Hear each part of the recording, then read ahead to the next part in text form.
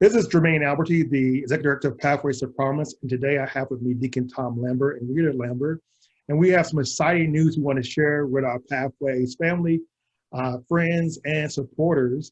But before I jump into that good news, many of you all know Deacon Lambert for his work that he's done throughout the decades along with his wife. And Deacon Lambert was ordained in 1983 with the Archdiocese of Chicago, and is currently a deacon at Our Lady of Mount Carmel Parish in Chicago.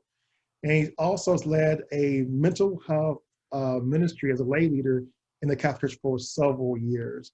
And most importantly on my part is he's been a great supporter and friend of Pathways for a very, very long time.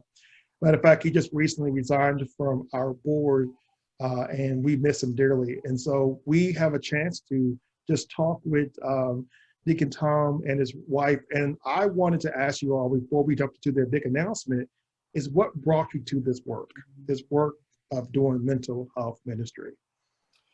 Well, it started about over 30 years ago when our daughter was first, our oldest daughter, we have four, was first diagnosed with a mental illness. And we looked for resources, and like so many other people, we turned to the church, and we found that there weren't any resources in the church. But at the same time, we were also joining NAMI. We found out about NAMI. And they said, well, you're a deacon, you're an ordained deacon in the Catholic Church. You should get churches involved. So that was the start, where we began. And in that process, you know, we would go to the NAMI national conventions, and they would always have a faith group meeting. Now, this is before faith net even got off the ground. So we would attend the faith meetings, and just, it was wonderful because first of all, we ran into just super people.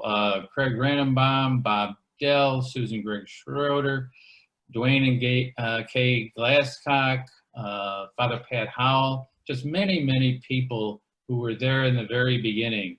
And what I discovered is that while I couldn't find resources within the Catholic Church, there was a Presbyterian manual on mental illness. Now, again, this is 30 years ago. So, I mean, this is just, you know, groundbreaking work. And all these people were part of Pathways.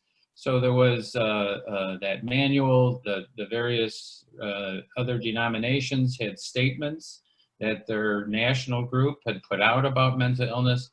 So I took all that information and we, Rita and I, developed programs along with other people, Connie Rakatan, in the Chicago Archdiocese, and just worked on that.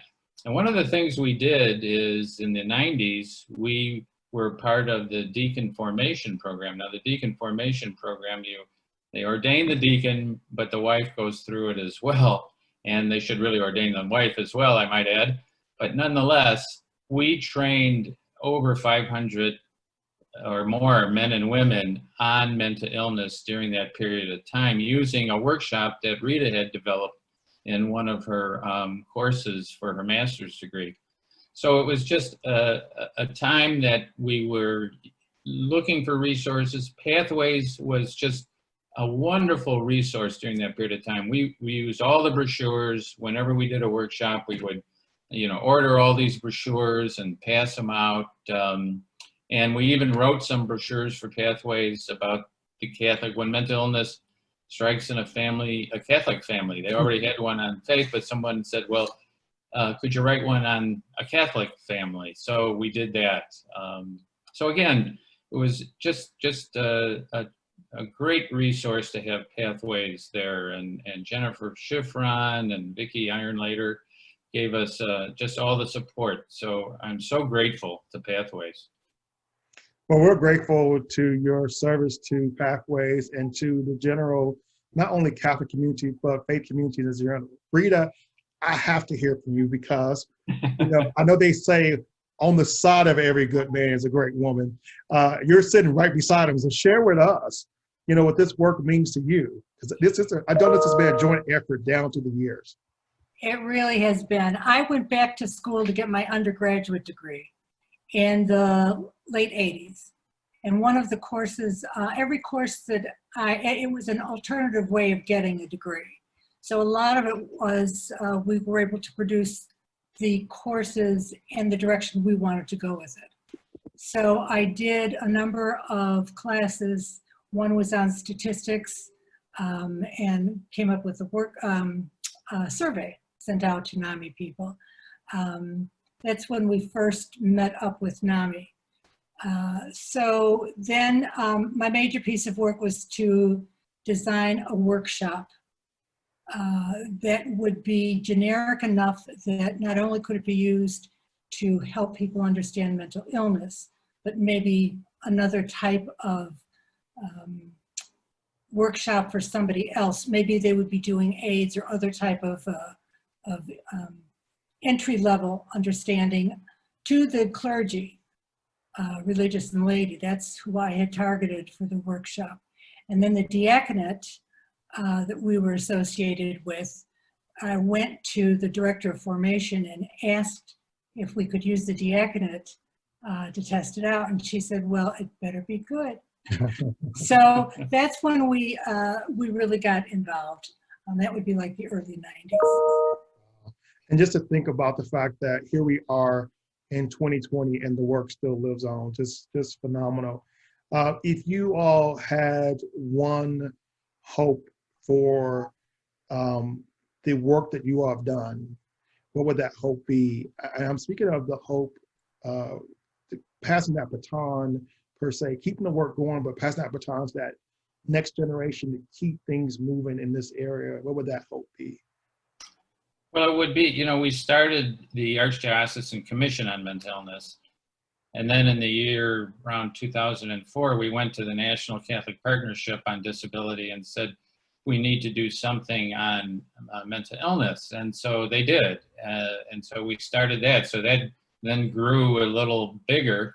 And now we've started the Association of Catholic Mental Health Ministers, thanks to Deacon Ed Schoner, who's on the Pathways Board.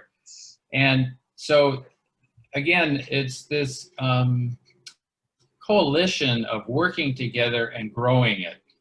There is so much need, especially in these days with the pandemic and unrest in our country.